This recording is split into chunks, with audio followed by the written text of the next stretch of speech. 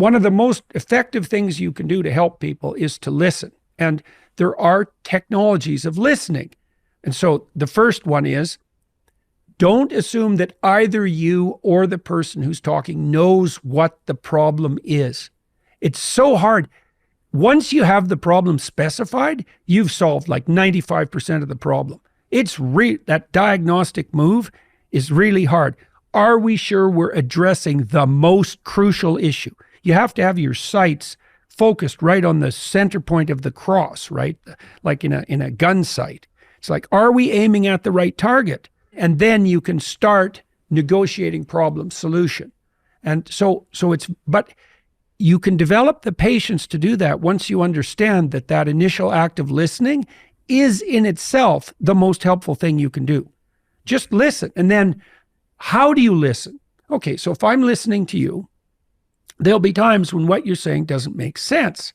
And so then I'll just say, well, you're saying this now, but you said this 5 minutes ago.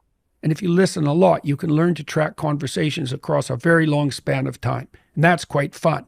You said this, but then you said this, and they seem contradictory to me. You're not accusing the person. You're saying, I see an inconsistency in the way you're formulating the problem.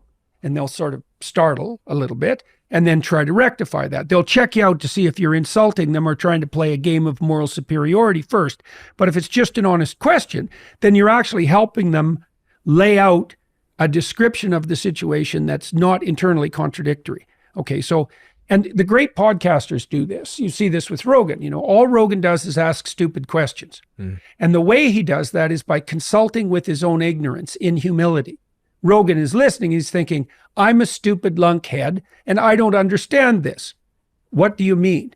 And that's brave because he's exposing his own ignorance, but it's honest because he doesn't understand, but it also unites him with his audience because, especially with someone like Rogan, the probability at this time that if Rogan doesn't understand the gist of the conversation that 95% of his audience doesn't understand it's like 100%. The importance of listening can't possibly be overstated. Listen, ask questions until you understand. And by doing that, you also help the other person clarify the situation.